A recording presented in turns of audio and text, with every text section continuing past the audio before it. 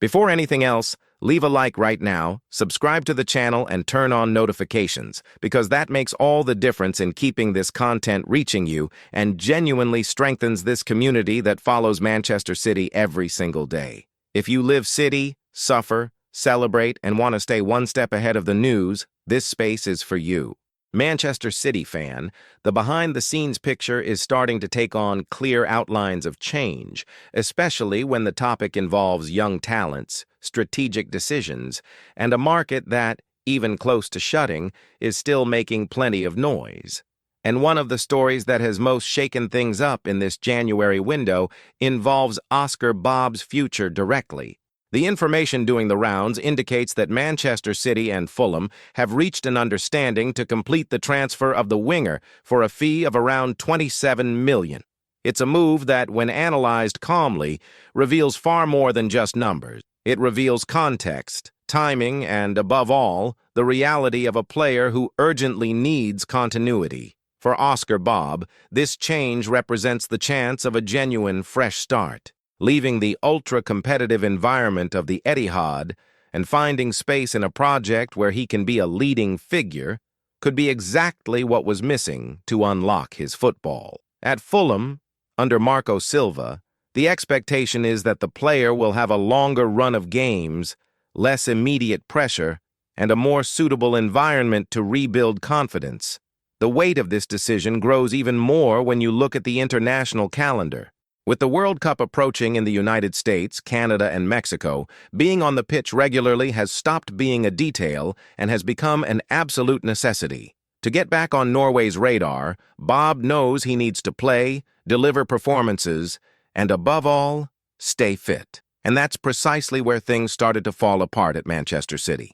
The current season didn't follow the script the player had imagined. Despite starting the 2025-26 campaign as a starter in the first 3 Premier League matches, the momentum never arrived. Physical problems resurfaced, constant interruptions disrupted any attempt at a run, and over the last 18 months, that cycle of injuries and returns ended up stalling his progress. In a squad that competes for virtually everything it enters, Pep Guardiola needs players available week after week. Talent isn't enough. You need presence. And Bobb's frequent unavailability ended up counting against him. With City fighting simultaneously in the Premier League, Champions League, domestic cups, and other fronts, every squad place has to justify itself with consistency. January, which would already have been a complicated month for him, became even more challenging. The club went into the market and brought in Antoine Semenyo, a signing who arrived making an immediate impact. The Ghanaian adapted impressively, scored important goals in the first few weeks, and added a new dynamic to the attack, including helping to ease the attacking burden that had been falling almost exclusively on Erling Haaland. Semenyo found the net again in the 2-0 win over Wolves, a result that marked City's first Premier League win in 2026.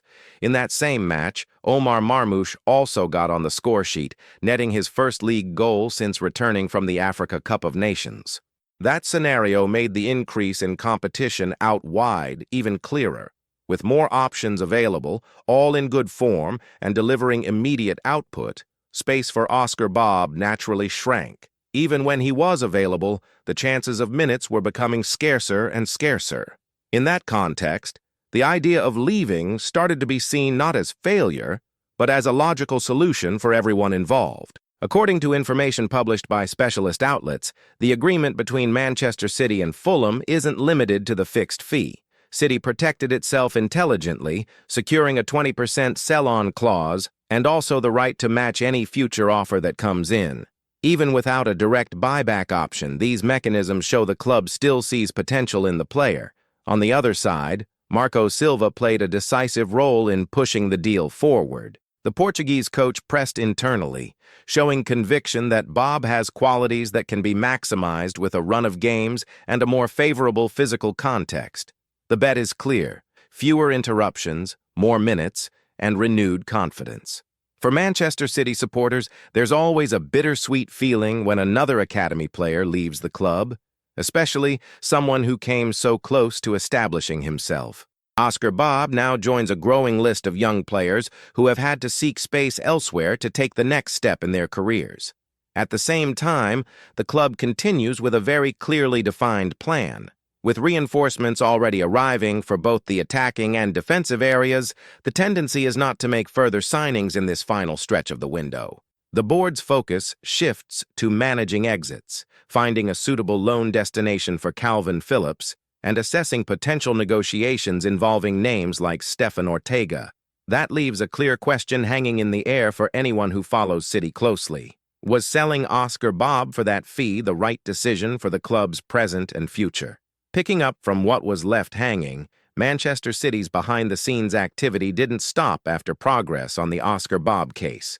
While an exit looked increasingly close to being finalized, new names started to appear on the club's radar, reigniting debates among fans and analysts about the next steps in the overhaul being led by Pep Guardiola and the board. This time, the name gaining more traction was Matteas Fernandez, a West Ham midfielder. He wasn't exactly a player at the center of early window conversations, but little by little the story gathered momentum and drew attention. He's a young player, just 21, who has stood out precisely for traits that tend to appeal to Manchester City. The club's moment helps explain why this kind of rumor emerges.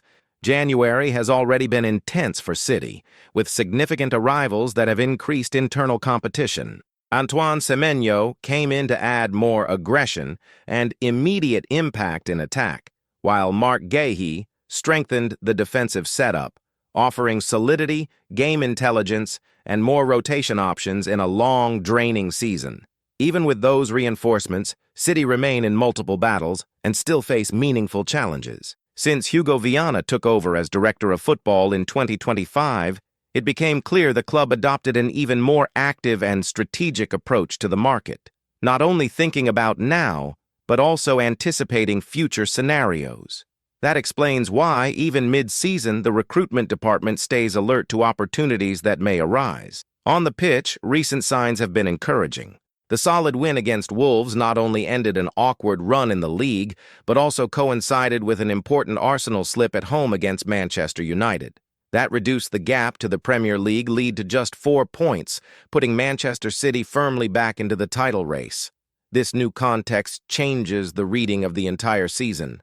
What previously looked like a distant chase now becomes an open fight again. That increases the weight of every decision, whether it's keeping the squad lean or avoiding departures that could weaken the group at a decisive moment. At the same time, Pep Guardiola is still managing a sizable list of players in the treatment room. Key names remain out, but optimism is growing around the returns of Nico Gonzalez and Ruben Dias. Both are seen internally as crucial pieces for the run-in, and there's an expectation they could be back before heavy fixtures against Tottenham and Liverpool. It's in that scenario that interest in Matteas Fernandez appears.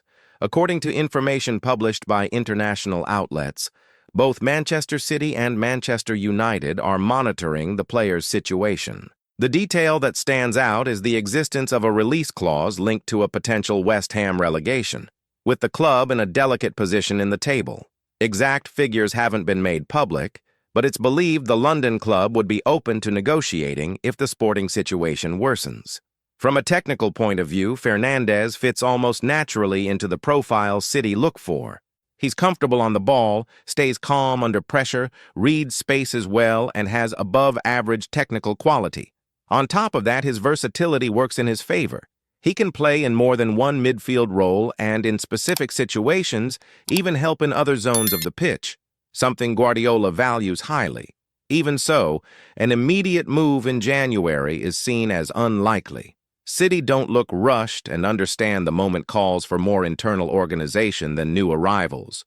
Still, it wouldn't be a surprise at all to see this name return to the agenda in the European summer, especially if Bernardo Silva's future remains uncertain and opens the door to deeper midfield adjustments. While that potential interest stays in the monitoring phase, another situation has grabbed headlines in the last few hours and caused some concern among supporters: the rumors involving Nathan Ake. Reports coming out of France indicated as Monaco made a late inquiry for the defender. looking to strengthen their back line before the window closes. Ake is a name that's been linked with speculation for some time, and that's no coincidence. He has established himself as an extremely reliable player, understands exactly what Pep Guardiola demands, and delivers consistency whenever he's called upon. That's precisely why Manchester City have always treated any possibility of him leaving with great caution.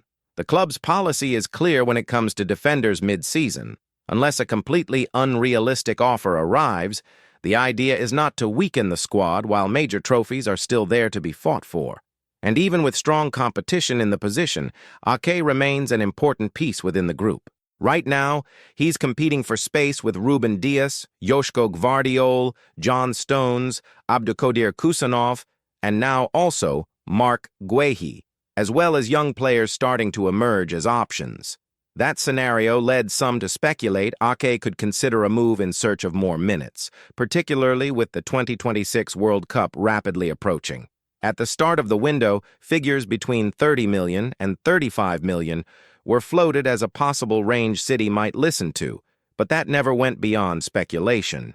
The club didn't put the player on the market and showed no active interest in negotiating him. The situation shifted even more after the 1-1 draw against Chelsea, when Ruben Dias and Gvardiol left the pitch injured. That match served as an immediate warning. Losing two center-backs in a single game highlighted just how risky it would be to give up another defensive option at this point in the season. According to L'Équipe, AS Monaco were indeed urgently looking for a center-back, and Ake's name was discussed internally. There were initial conversations, but they cooled quickly and didn't develop into anything concrete. In practice, there wasn't even a formal offer that could change the picture. That makes it clear how unlikely an Ake exit is right now. Even if there's outside interest, and even if the player might be open to new challenges, Manchester City's priority remains maintaining maximum competitiveness. Any deeper decision is likely to be left for the summer, when the club will have time and a plan to reshape the squad. For now, keeping Ake looks like the most sensible choice for all sides, especially given injuries and the intensity of the schedule ahead. And now I want to hear from you, Manchester City supporter. Did the club get it right by letting Oscar Bobb go at this moment? Would Matteas Fernandez have a place and make sense in Pep Guardiola's system? And is Nathan Ake simply indispensable for the rest of the season? Leave a like on the video, subscribe to the channel, and turn on notifications so you don't miss any important Manchester City updates, because here you stay on top of everything that happens on and off the pitch.